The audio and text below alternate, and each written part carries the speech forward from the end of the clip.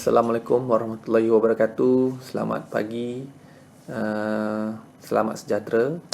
InsyaAllah, today we are going to have a kind of sharing session and some of the keynote address, especially on the sustainability shifting agenda.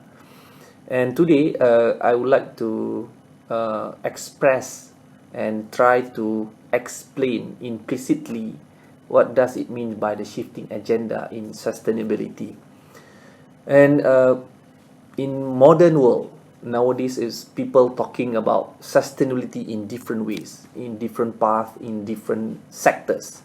And we as human actually try to engage more with other peoples, not only towards to what the existing concept, but also towards to the what we call that on the future.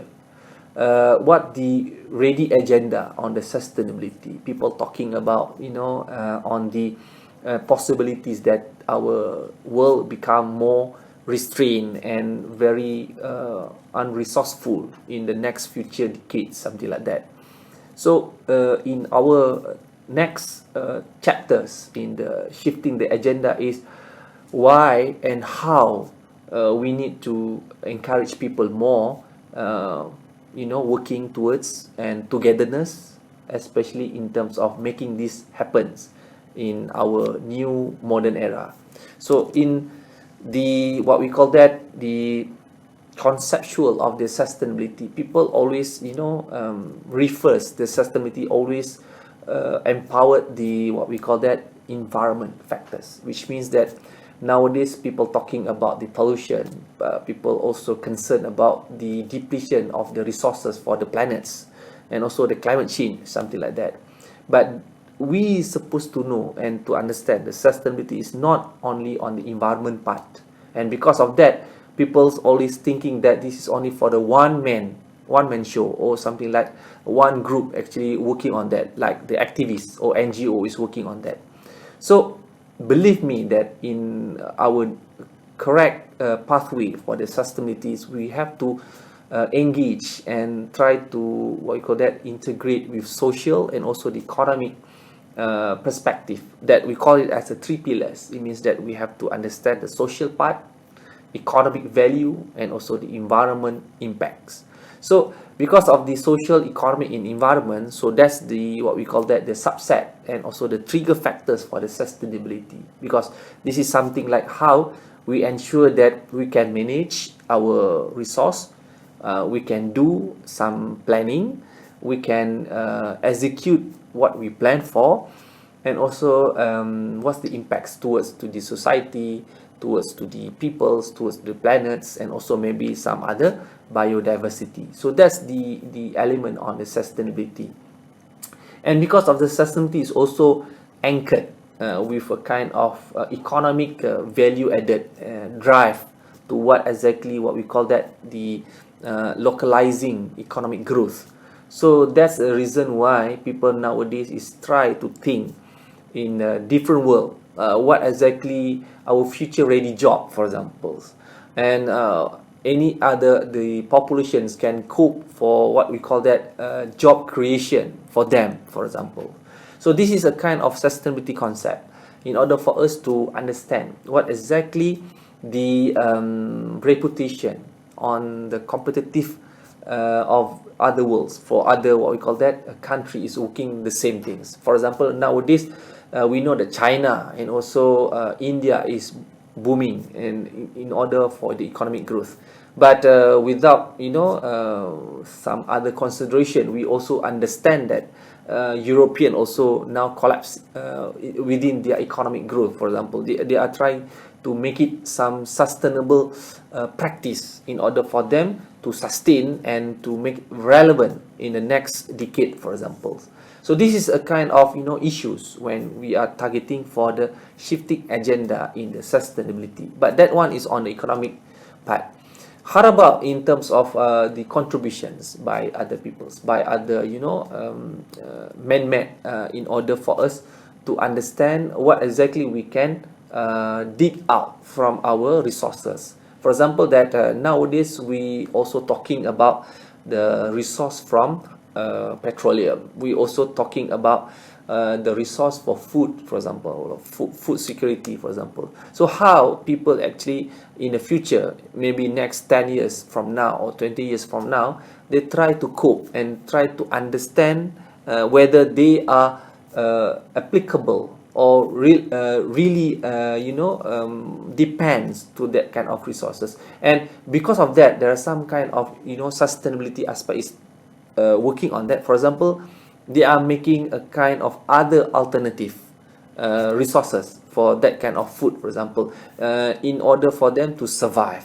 In certain country, they actually try to think not only planting by a conventional way. They are thinking about making in a different culture system, like making a kind of compacted area, how they can survive that kind of plants, vegetables for food, something like that.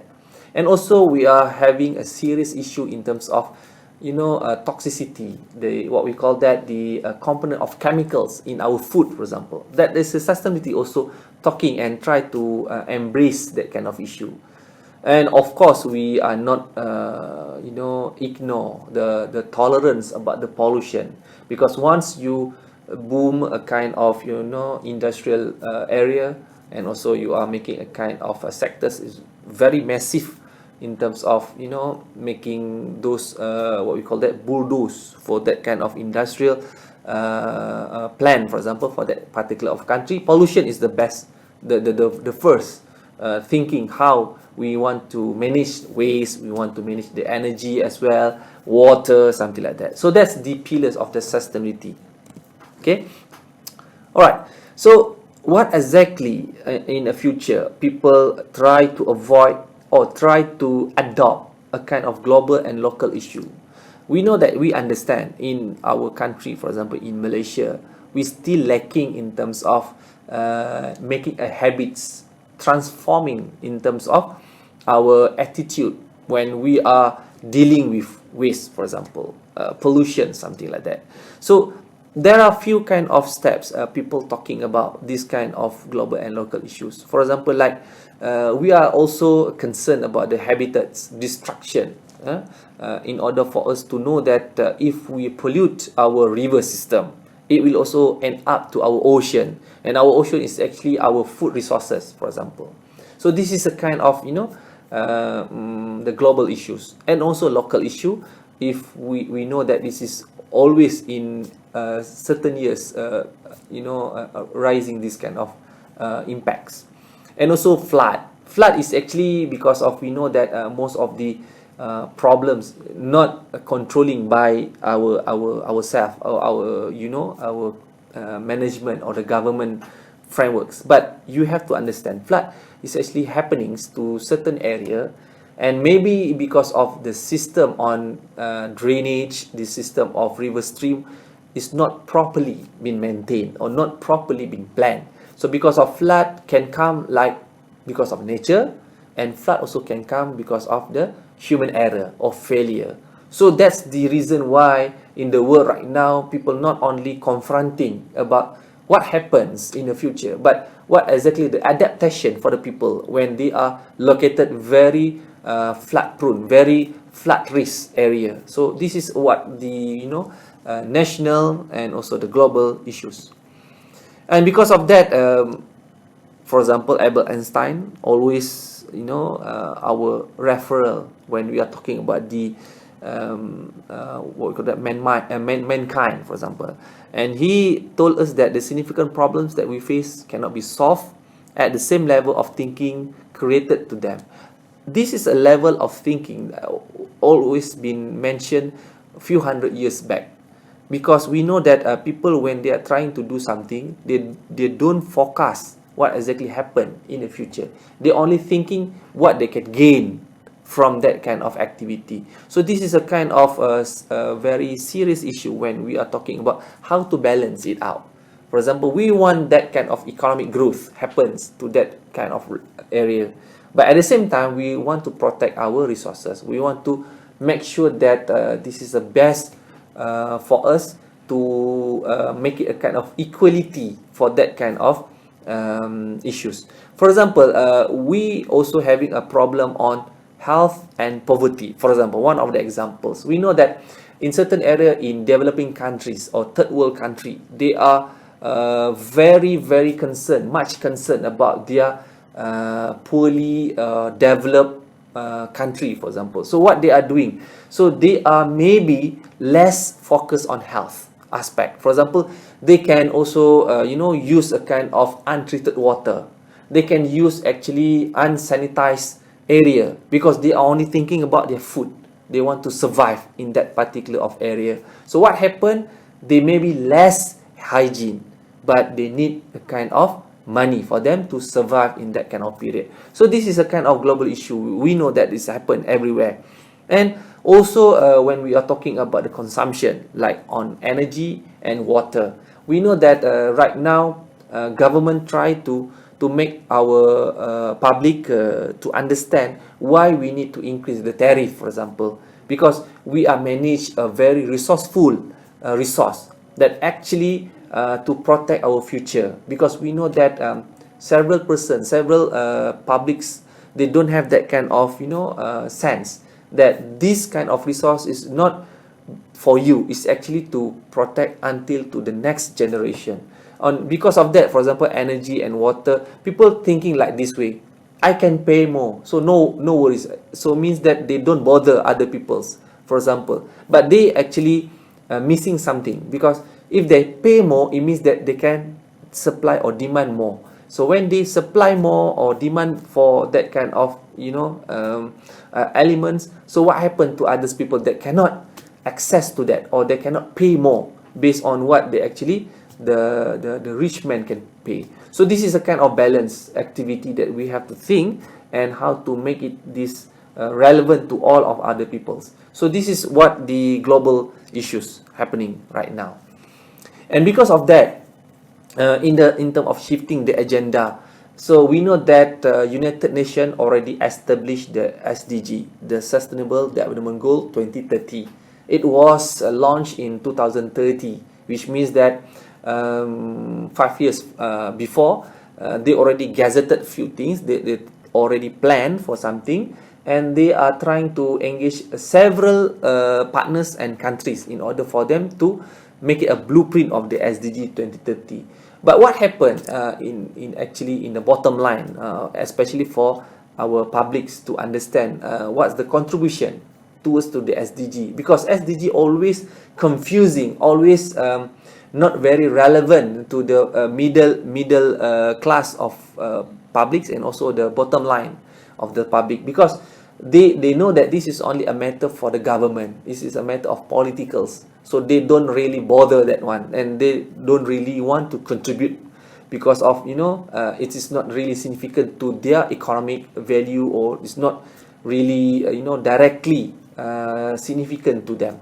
But in Malaysia, we know that in order for us to transform the SDG part and also try to empower that kind of SDG 2030, we also use that kind of indicator and target from the United Nations. And because of that, we know that since 2018, right? 2018, we know that we have under that kind of category of indicator, because under United States we have a 244 indicator. In Malaysia, we have to adapt all these 244 indicator. But what happens, you can see that under that kind of indicator, we have a 56 under the social contribution, 24 for the environment, and 20% for the economic. It means this kind of SDG is actually more towards the society. It's not for the environment itself only.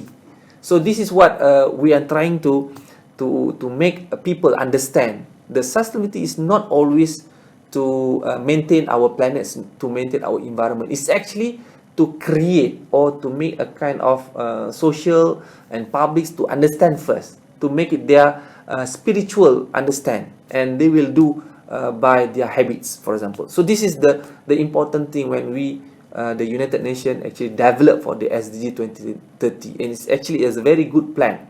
And because of that, it's very sadly to say that in Malaysia, a few indicator is not properly measured.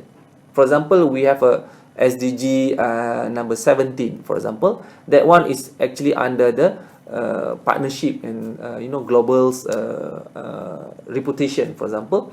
It's not really measured. What happened? What exactly the achievement so far? And because of that, we have to understand that this is a kind of big issues for us to make sure that everybody on board. Because SDG is actually they having a kind of tagline called is a no one left behind. So nobody is actually escaping from the SDG. You actually on board on that. So that's the main progress and impacts, especially for Malaysia. And because of that, we know that now Malaysia towards to 12th Malaysian Plan. But before we moving to the 12th Malaysian Plan, the shifting from the SDG in 11 Malaysian Plan already have a 6 entras. 6. The first is about the inclusiveness and equitable society. That's the first entras. The second one is about the human capital development. It means that for the talent development for our people, from people to people. So what exactly the talent development should be encompassed in that kind of strategy. The second one is about the strengthening infrastructure for the economic expansion. We know that because of the COVID-19 is actually pending and plows for that kind of economic value and driven for our growth. But that's not a big problem because we can create. In the SDG, in sustainability, the transition or the transformation for the SDG is always to empower people to do something else, to help for others. That's the best in the sustainability. The fourth one is about the well-being. Well-being is a very unique concept because we know that people only focus on job, only focus on economy. They don't bother about the empathy, about the what we call that the social network among themselves. So they will be as a kind of die-off human being. So they don't have really understand what they have to do. What's the what we call that as the empathy, spiritual motivation, because they don't have a well-being. So well-being is a very important in our transition. The next, the fifth one is on the green growth, on the resilient part. It means that we know that in many other potential development, we know that we need or depends to the green growth. Green growth, it means that it's not only a product. It's about the technology. It's about the application. It's about the blueprint, about the master plan. In everything about the green things that we have to understand. The green, it means that whatever the resources that we want to use is not from the raw one. It could be the recycled one. It could be the reused one. It could be something else that never been thinking before. So that we call it as a green growth for the sustainable and resilience part. And the last but not least, under the 11 Malaysian Plan, is about the re-engineering the economic growth for the prosperity. So nowadays we know that the re-engineering part for the economic growth is about on the digital online. For example, under the what we call that for the higher education. Now we depends not the infrastructure, but we depends to the content for the education itself, because we understand that in the future, people actually maybe they don't go for the professional course. They don't go for the ordinary education. They may have a kind of we call so-called as a YouTube university, for example, because they want to be as a kind of richer than what they can gain for today.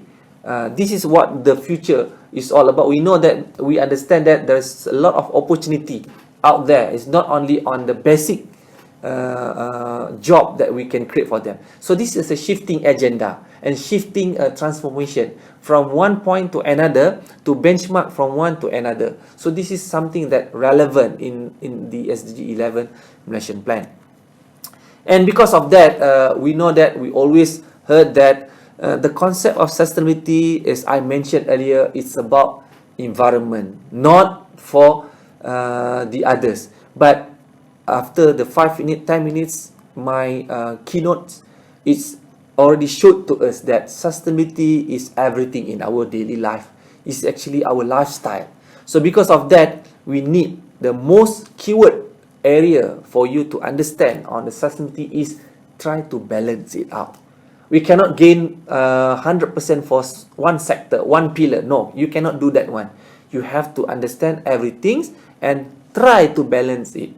It means that you cannot gain more from other side. You have to make sure that everybody can get the benefit. So that's what sustainability is all about.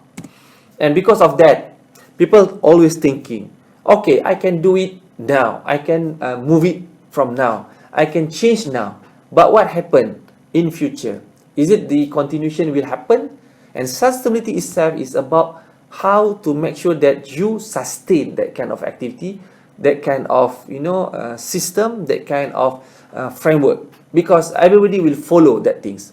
And the uniqueness in the sustainability, it means that you must be flexible. You cannot rigid all the time. It means that if you have one decision for that particular year or that particular era, it doesn't mean that you cannot change for future. You cannot change in the next 5 years. So that's the reason why some people are already thinking 2050, because SDG is about 2030. But somebody already make it a kind of report for 2050. They call it as the world in 2050. It means that the shifting from the 2030 to another 20 years from that 2030. So do you know that? Do you understand that? The sustainability is a very, very important in our life. It's not only for us, because we have to make sure that our grandchild, our other generation can benefit from that. So this is a kind of, the concept on the sustainability part. And the most interesting, people always, talking about sustainability is something on very functional for the government, for policy something. But what's actually the significance to our religion, to our faith, to our, what we call that, the component in certain country, very sensitive in certain element. For example, I give you one of the examples. In the SDG, they have under the equality, the kind of to remarks, or to make it a kind of allocation for transgender. So in certain country, it is very sensitive issue. You cannot give what we call that equal rights to the transgender. You know why? Because like in Malaysia, we are against that one, because we have our religion that actually against that kind of policy. So because of that, so people always refer this is actually for the Western pedagogy. The SDG is actually the Western pedagogy. And because of that, in certain country, they are not only referring this SDG as their Bible books, but this is actually the benchmark or indicator only. So because of that, I'm always saying that in order for us to make a shifting of the agenda, look behind the SDG, beyond that.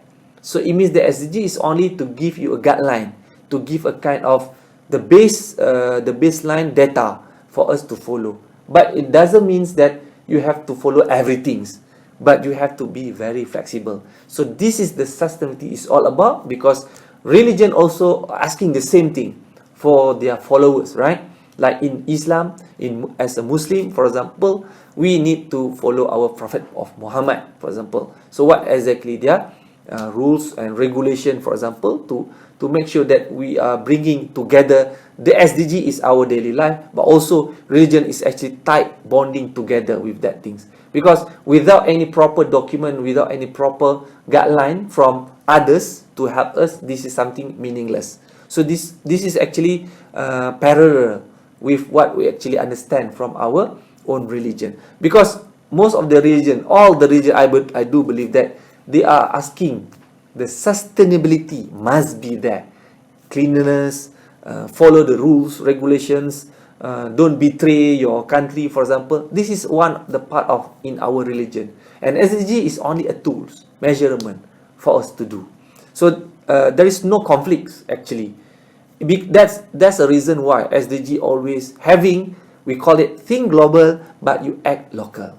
It means that you have to think like what happenings out there from your country, what happens there, and how you can make it flexible in your own country, in your own mold, in your own activity. Because everything is about you and how to transform it. Okay, so because of that, we know that this is another perspective in Quran also say the same thing, Surah Al-Hajj. Do you see that Allah has made provision for what is in the earth for you, and the ship that sail through the sea by his command, and he tolls the sky from falling over the earth except by his permission. Indeed, Allah is full of mercy and his mercy to mankind. It means that any kind of problems actually is not created by the God, but human is actually created in terms of that kind of incidents. So this is a kind of human being failure, and because of that, the SDG is actually try to cater this kind of things, try to embrace everybody, don't do that things. So this is only a kind of very conflictual, something like not rightful for the people to think and to preserve for the future. And I have several articles regarding that kind of integration between what we call that transformations, religions, and also some kind of academic, because I'm from the academic. So in order to make sure that people will do that things, I'm always mention the first thing what you have to do is to read, right? You have to read. You have to recite all from the Quran. Doesn't matter. You can do that. For Christian, if you want to read the Bible, please go on. Read is very important for us, and to understand what exactly that content is all about. That's number one. Read and understand. The second one, what you have to do is to write. When you see something, when you learn something, you have to write. Document it. Make sure that you document, because this is a kind of reference for others. It's a kind of your intention, because you want to bring good things to other people, right? So that's why you have to write. So when you read and write, it means that you have a first level of sustainability. That's okay for as academia, right? But the next is what? To implement what you read, what you write. What you already written there, you have to implement, you have to act. What you actually already says, what you already written there. So this is what we call that the concept of sustainability is not only one way, it's a different way. Okay, and because of that, I'm always saying that don't force people to do what you love to do. Don't force them. For example, you love to pick up, to find some kind of waste, and then you throw it in the bins, for example, and then you ask somebody do the same thing. You cannot ask, or you cannot force. I can use the keyword here is force, but you can educate and nurture the people. That's why I'm always also saying to these other students and other people, do whatever you want to do, but you must be consistent. People will follow, because every single good things, it's actually very good for people to follow, right? So this is what I say, that even your group is very small, only 2 or 3% actually doing the activity, don't worry, don't bother that one, but you have to consistent to do that things. So that's in terms of community. When we are talking about community, make sure the community is very impactful, and they actually execute what exactly they read, they already write, and they want to implement it. That's what my always my philosophy to other people's. And in order to do that one, as I mentioned earlier, because if you already read, you have a scientific value there, because somebody already told you, right? You read from that kind of journal, you read from the books, for example, and you try to implement somewhere. So I already admire to my mentor. This is one of the professor from Nagoya. He's actually have a 2 PhD. The first in electric engineering, and another one from the medical medical science, something like that. So medical agriculture engineering in Japan. But how come these two kind of PhD actually brought him to that kind of era? He want to protect the earth by doing a smaller thing. What he's doing?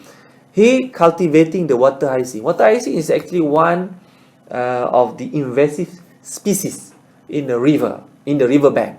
If they already invade that kind of area, so we'll see that it's a very flooded, that particular area, and then it costly and very, very issues for the other partners. So because of that, he collected the water hyacinth, he put it in that farm activity, whatever it is, and he used it as a fertilizer. So this is a concept how to utilize the resources out there, because we have the knowledge. And then From that knowledge, we also reach to the people, and people will follow the same. So you can see that the chain reaction will benefit others. So that the shifting transformation we are talking all about. So people have a different passion, different emancipation, different motivation. They will do in different way. Don't let or don't stop them unless they are making some kind of illegal, or there's some kind of bad things. So then will be, it's not good for you to follow. So this is a shifting that I'm talking about. And how can we change? And now we are talking about the changes in our daily life. One of the very good example here is the lifestyle. Nowadays, people even in campus, for example, they always complaining to walk, right? When we asking them for walk, they saying that why I have to walk, because I have bike, I have a motorbike, I have what we call that, car. My parent buy for me, for example. So I don't want to walk. For example, this is one of the examples. And another example in terms of lifestyle also, you need to park very near to your area. As suddenly you want to park in front of your door, for example. So you don't want to walk because of, you say that this is your luxury, this is your privilege, for example. But people, this is actually maybe annoying, maybe. But in certain people, they actually thinking that because I pay for that. The parking is actually, I paid for that. So why should I bother to walk? So this is the issue, that in order to change is a kind of eggs and chicken. Which one comes first? What's actually the carrot and stick, for example, for them to change? I will actually explain later on. But another one is about the plastic bags. We know that in Malaysia we have a roadmap 2025, 2030, something like that, in order for us to avoid the plastic bag. What happens? In Johor Bahru, for example, the government already make it a policy, no plastic bags after June, for example, 2020. But what happened here? Still the plastic bag is present everywhere, right? Still people, when they are going for shopping, for example, they also depends to the plastic bag, for example. Or even they don't bother that kind of campaign, that kind of, even the smaller thing is a straw, for example. But why they are actually cannot avoid the plastic bag? I will also make another, maybe one of the opinion on that. But this is what the changes lifestyle, right, for people. Like use the bamboo toothbrush, for example. People, maybe they are saying that, okay, if you want us to change the toothbrush, for example, compared to the plastic toothbrushes, for example, where that we can find it, for example. It is very unpredictable, the issues that when you cannot see that kind of sustainable materials on the shelf, for example, right? There is no what we call that, products ready for you. You have to go to the online shopping, for example, for you to buy, and people cannot wait for that. Even sometimes the plastic is already dominated in our daily life. Our car manufacturing, our air conditioning, our television set, and something like that also depends on the plastic. So how can we avoid the plastic? But what I'm saying here is the single-use plastic, not the plastic for the product, but the single-use plastic. Okay. The next is about the organic fertilizer, right? Organic fertilizer, I actually very much appreciated, because nowadays people understand about the organic fertilizer. But the sadly things that the organic fertilizer can be made by your own. You don't have to depend to buy somewhere else. You have to go to very expensive organic fertilizer, for example, or you have to buy some very expensive product material from the organic fertilizer. Because what? Because you don't have the knowledge. You don't know where to get that kind of elements or materials. But I want to tell you very importantly about the fertilizer, because in our kitchen, when we are preparing dishes and food meals for our family, for example, we at least 20%, 30% of our waste is actually coming from organic one, and that one is actually used and good for you for the fertilizer. And how to do that one? Just go for YouTube. You can find easily how to do it and how to make it fast. So don't worry about where's the platform, because maybe 5 or 10 years ago it's difficult for you to understand to make a kind of this organic fertilizer. It's not a science, the rocket science for the organic fertilizer. It's a very, very common. People, even you are actually don't have any kind of knowledge, you can also do that for you. Okay. So another one is on the digital letters. That digital letter right now is actually how the digital material is actually very important for us to deliver something. Okay.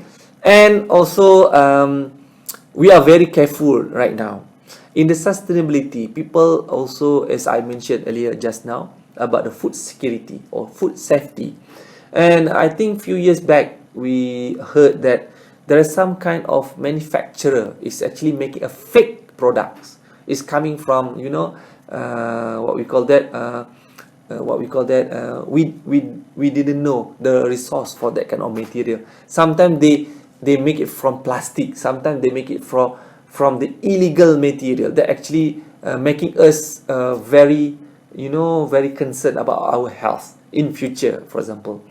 The next one is about whether that kind of food is actually safe for us to eat, right? The edible product, for example, like when we eat a kind of vegetables, we actually questioning the vegetable having a pesticide chemicals as a kind of, you know, carcinogenic agent over there. Of course, most of people will thinking that yes, we don't have, we actually know that there are some kind of agent of carcinogenic is there, but we don't have any choice. We have to buy because there is no other place for us to get that kind of material. But what happened in future? And in future, right now, even now, as a baseline study, we understand that cancer is a third diseases for our human being right now attacking, because we have a lot of, you know, problem issues in terms of the carcinogenic agent everywhere in our food products. Even the canned material, those kind of, you know, packaged material also having that kind of elements. So how and what we are going to do and what we have to think about this thing. So this is a kind of opportunity for us to understand in the sustainability is all about the element, as I mentioned earlier, read, right? Reading, you have to read and you have to understand, but not all the material you can read and digest and you follow that things, because some of other you know, stakeholders, they're trying to provoke something, they want to make it a blasting with the fake news. So you just listen to the scientific one. There are a few kind of platform for you to be as a very good material for you to make it yourself understand. Okay, recycle. Okay, the recycle is another changes, right? Another big opportunity for you to make this is element to what we call that everybody on board, for example. And I'm quite sure that in many places, not only in Malaysia, the recycle bins is everywhere. Even it's not been located at a very suitable place, but I do believe that people understand the recycle is very important. But the most issue here is, do they understand what the things should be there, should be in that bins? For example, the plastic, the bottle plastics there, if they want to recycle, they want to throw it in that bins, they forget that the caps is not recyclable. It should be categorized under others, not under the bottles. That's one of the reasons. And even the labeling is actually categorized others, not recyclable. Because recyclable is only for the bottle itself, PET bottle. That's one of the examples. And recycle is a very, what we call that, challenges nowadays, because we know that, like, you know, Tetra Paks. Tetra Paks is one part of nowadays people put a different material, like, you know, drinking Tetra Paks Tetra Pak materials. They are having a kind of different material. So in order for us to recycle, it's quite complicated and a kind of issues. And even we are not really teach our young children, right, our kids, how to recycle properly. Because sometimes when they drink that from the Tetra Paks, what happened? they are not forcing it down. They are not, drop off all the water from that kind of UHT. What happened in the recycle bin there? It's a very dirty. 3R bins should be very clean. It means that everything, if you want to throw it inside that kind of bin, you must ensure that one is already been stripped off from that bottles or from the Tetra Paks. So this is the most cautious that actually nowadays how people can really understand and they want to contribute further on that. Okay, another one is about what we call the upcycle. Okay, upcycle, it means that they reuse that kind of material in order to produce the new things that very creative. For example, like they are using a tire, the second-hand tires to be as a kind of gardening, right? And the rest is something like making a candle from the used cooking oil. You have to know that there's some kind of activity can be used for that. And the things is needs, what exactly we needs, what exactly we want, right? Needs and want is actually the option. Some of the needs is very important for you, but some of them maybe you can less prioritize. So because of that, I'm always saying this to female, because fashion is all about to change clothes, to change wearing your hijab, for example. If they are actually having one particular product, a brand appear for that day, you want to change. But at the end of the day, you have several hijab in your closets. So did you wear it? Did you put it every day and you change that one? I don't think so. So you will leave that for certain years. So what happened? At the end of the years, maybe it's already old-fashioned. You want to throw it. So when you throw it, you throw to where? So this is one of the issues that we have to make it thinking about the needs and wants, right? What exactly? So don't be selfish. You have to make sure that if you want to buy the hijab, make it the hijab is for somebody. You want to give for someone, right? So this is something like in the sustainability is about you have to really think what exactly you need for your routine works, your daily life. And some kind of finite element, I already talked about that. Technology has a limits and resources also, I already talked about that. And the involvement, right, in terms of the academic and research. I do believe that out there you are very passionate enough because you are very young and motivated in order for you to graduate early and then you can get a good job. But remember that you also depends to other resources. For example, you are depends on water, you depends on energy, and don't forget about the biodiversity. And this biodiversity doesn't mean that you have to create a zoo. You don't have to create a forest in your area, but you have to make sure that it must be balanced, right? For example, in your streamline, in your river streamline, ensure that there is no pollution. That's the other biodiversity can be as their habitats over there. That's actually good enough for us. Transportation, in future, people who actually riding with bicycle, I do believe, and I still believe until now, is actually glamour rather than you just go by car. Or if you use a public transport also very glamour, very prestige.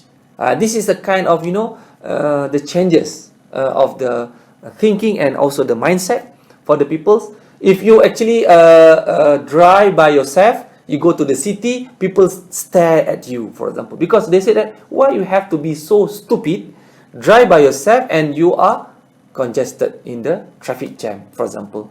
And then it is better for you to ride, to use a kind of public transport or bicycle to go to your office, to go anywhere. So this is a kind of mentality and the mindset that actually can change people in future. I do believe it's not now maybe, but the next near future. Okay, and because of that, the shifting habits, actually I already make it a kind of reports. What exactly the changes, the transformation we call it, and you can have number 1 until number 5. The first thing is always act what you talk. Act, it means that you have to do, to execute. The next one is to advocate, motivate people. Try to make sure that people understand why you are doing that things. Don't force them, but you have to embed with what is exactly the daily life. Make it the rewards, motivation. Rewards can be anything. It can be a kind of, money. It can be as a kind of in-kind. It means that supporting system to that kind of community, whatever it is. But the reward must be there.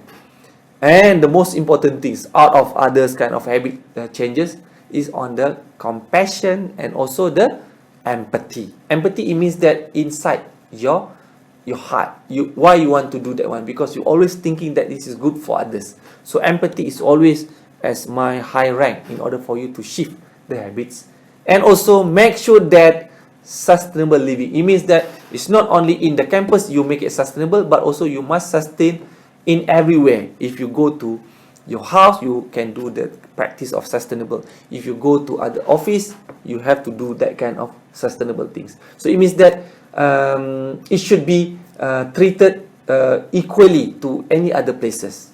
So that's the shifting habits that should be. And SDG and higher education also very important. And here I must say that as the educator, as the what we call that teacher, or as the what we call it students leadership, one of the important for us is to deliver. It means that how to deliver by throwing that kind of initiative, programs, impacts, resources, and global partnership. Make sure that you are not working alone. As I said earlier, no one left behind. And before I end, because the shifting agenda is very important, we already have a connectivity, connection activity with other partners. Like for example, Malaysia Sustainable University Campus Network already in place since last year, and we are engaged with 8 universities in Malaysia with the partnership with 2 universities in European. So what we are doing is we are trying to benchmark the sustainability approach, because this is under the higher education. Because why higher education? That's the only place for us to make a shifting agenda before they are working at the very real place. And because of that, we have a several kind of program. Like I said earlier, you cannot work alone. You must do synergize with others. And this is one example that we are doing the International Coastal Cleanup Day. It's very interesting. You can see that, you know that in our places in Desaru and everywhere in our country, they have facing these kind of problems. What we call the plastics, the bottles, the waste, whatever it is, they just throw everywhere there, but not maybe coming from that particular place. It's actually it's floated from everywhere, because we call it as a marine debris. And because of that, we are calling for a help from the student, and student came over here, and then they are trying to clean up the beach. So we do hope that this actually can continue further. And the next is about the Riverdale. Riverdale is actually very adaptable in our campus in UTM. Why? Because we are watering with few streamline of water, and because of that, we use as UTM Riverdale as one of the conjunction, and one of these is under the KRP. You can see that we also do some of the cleaning and awareness activity. We clean it up, and we ensure that the student actually very aware, right? Why they have to do that things, and why this is a very important, or the message that we want to deliver to others.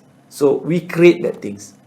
And the next is about the plogging. Plogging, it means that it's a kind of activity. You jog. While you jog, you find some kind of waste. You try to pick it up. So we are doing that kind of plogging, and this is one of the activity. We try to put it in our basket. We try to separate that thing, because you know in campus sometimes students really they don't really aware, or they don't really want to participate on the separation, because they say that we don't have that kind of knowledge, and we didn't know how to deal with. So this is one of the problems. Another one on the community cleanup. Why we are doing this? Because we want to introduce to the new student. Actually in UTM we have agro-tani. We have a agricultural activity. So this is one of the examples by the students. and the area is actually very clean because we have a 30 student actually coming to that kind of, we call it dusun, and at the end of the day we can harvest a very good chili production farming from that kind of student. So one of this is community, and the most important things is we also have to protect our green area by adapting adopt a tree. This is the things that we planting the tree, we make it a tagging every kind of single tree that we have inside the campus, and because of that people can understand, they actually plant and they tag that kind of plants to ensure that they already planted for this kind of year, and then they will understand, oh, okay, this is a plant of what kind of species, and because of that we also teach them and we share with them a few kind of species actually can provide some diversity for certain species or certain habitat. So this is a good way in order for us to engage with the student on the tree planting. And this is one of the what we call the shifting agenda. Nowadays, everything depends on the mobile, right? Digital apps, whatever it is. So we also putting some our GeoTrees application, so people or the student especially, they can download easily, no charges, it's a free of charge for us to put the tree information, because they love the tree, they have to put by themselves, but update by who? So that system can be tracking by that particular inventory. For example, if the student Rahman, so Rahman will be the inventory person who did that kind of tagging of the tree. So this is a good thing, because they can be so happy contribute something for that kind of plantation. And this is one of the most common works that we have been done so far in order for us to initiate a program and make sure that student can follow afterwards. The project still continue, but there's some the impact is very small, very low. Why? Because we need a kind of activists. We need some passionate student to do this, or passionate people to work on this. So, but anyway, this is our struggle, our battle to ensure that people can change, to shift the things, and that's the end of my sharing my keynotes to all of you. And I do hope that by looking into this kind of inputs, the contents of my sharing session by now, to all of you, there are a few kind of important message that you have to make it as a home assignment. The first things, are you sure that you are capable enough to understand what the sustainability is all about? The second thing is about where to find, where to start, right? How you want to start. So that the second things. The third one is the impactful from each kind of activity can be benefit to others, whether it is small or is a big, doesn't matter. In sustainability, you can create small impact, even it is only for you. You can start from there. It doesn't matter. And last but not least is try to advocate others to make sure that people will follow you, and have a very good faith that in future we are in a good shape, especially in our planets. So that's all from me. Thank you very much. Assalamualaikum warahmatullahi wabarakatuh.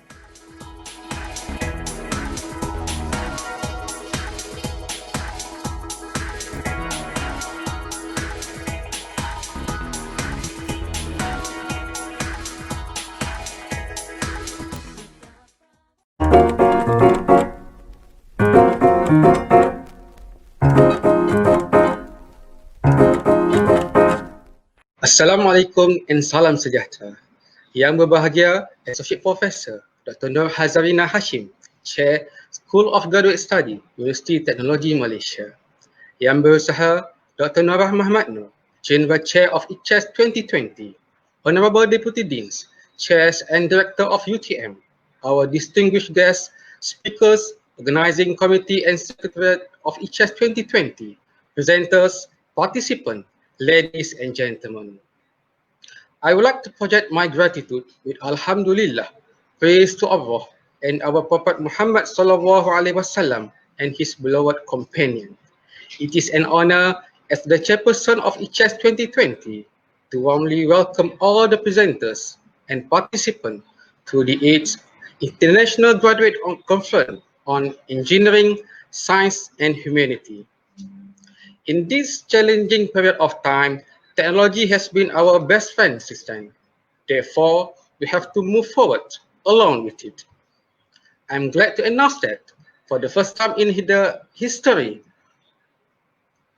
it is held fully virtual. Although we are not able to converse physically, I believe the excitement and sharing can still be made possible throughout the conference. COVID-19 has opened our eyes on how we perceive the world. However, this pandemic does not hinder our progress in the Industrial Revolution 4.0 while maintaining Sustainable Development Goals (SDG). This year's theme is Industrial Revolution 4.0 towards Sustainable Development Goal, Trends and Challenges. This theme reflects the situations which our world is facing at this moment. The researchers, scientists, technologists, educators, engineers, and so on are making sure the development of the country is aligned with the Sustainable Development Goals, which should be the important criteria. Ladies and gentlemen, this conference covers a wide range of fields, consisting engineering, sciences, and humanities. So today, we have participation from all distinguished fields, from the expert and specialists, locally and abroad. This virtual conference also makes it possible for people to connect the network globally. Furthermore, I would like to congratulate all presenters, for your interesting presentations, and also to the awards winner. I'm proud to share that this conference has attracted 129 participants from 11 countries. This is a great achievement for us, showing that virtual conference is relevant during this COVID-19 pandemic. Ladies and gentlemen, before I end my speech, I would like to thank our sponsor, Regency Specialist Hospital, and other sponsors, invited speakers, and session chairs. Special thanks also goes to SPM UTM and my fellow committees for making this a reality. I pray that our efforts are granted rewards in this world and hereafter. Thank you very much. Terima kasih. Wabillahi taufiq wal hidayah. Wassalamualaikum warahmatullahi wabarakatuh.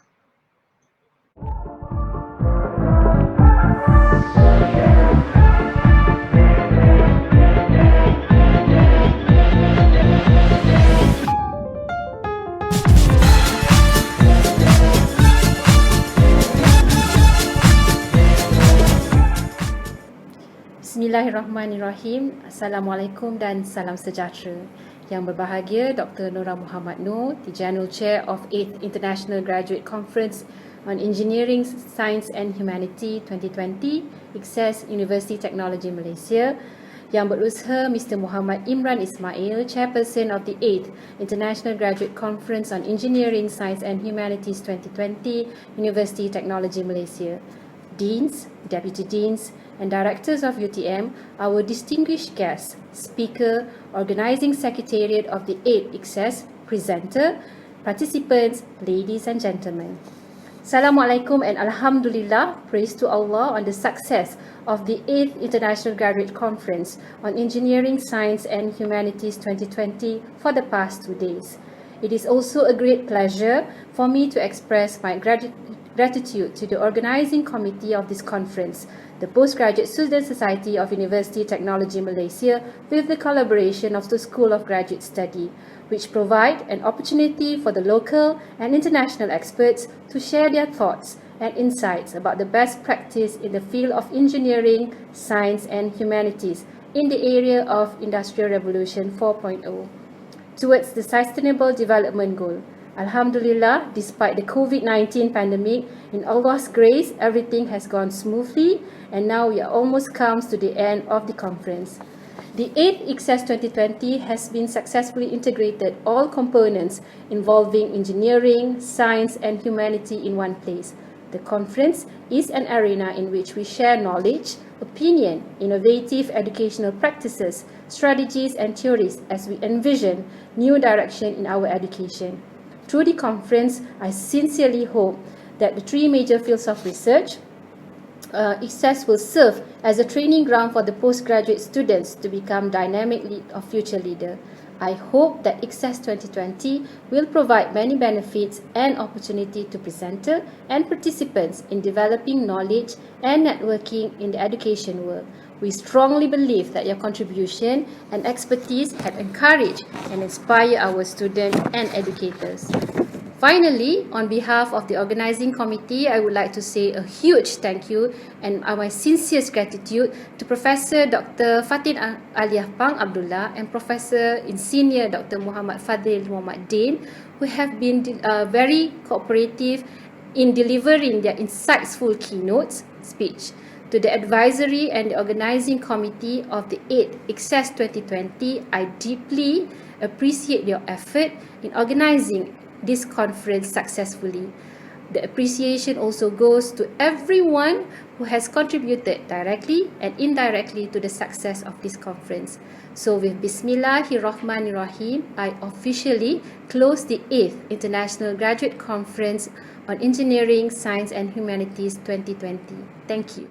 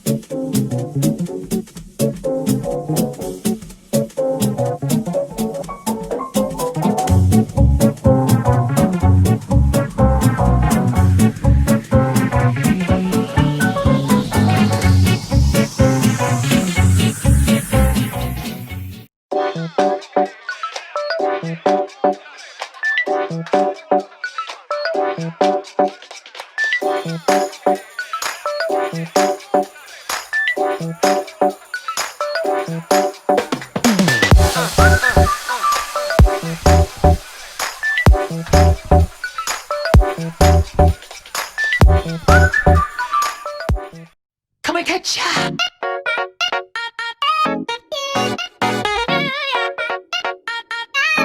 Don't stop there.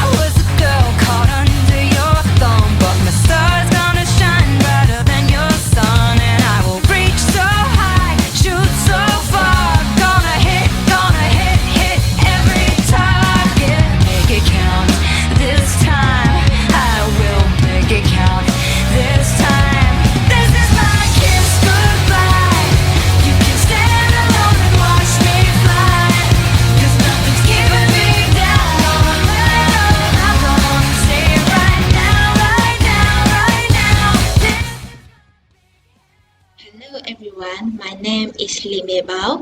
I'm currently a PhD student from University Technology Malaysia. I still feel glad that I'm able to join ICSES 2020 despite the pandemic COVID-19. I am very proud to be a part of this conference to present my work. I'm very glad to partake in the ICSES 2020 virtual conference because of the exposure I gained. The experience I had doing this conference online due to the global pandemic has been pretty rough. Since I live in a rural area, it's quite tough to get a stable internet connection. Well, in my view, this conference is definitely a great initiative taken by the ICSES 2020 team, especially during these days when all of us are living in a lockdown situation due to I want to COVID-19. thanks to ICSES for giving me this opportunity to make a video presentation during this COVID pandemic. This is a good practice. It's not only to make sure for our own and also the other safety and health, but at the same time, knowledge and experience, even theory or the models are able and allowed to be shared through those virtual platforms.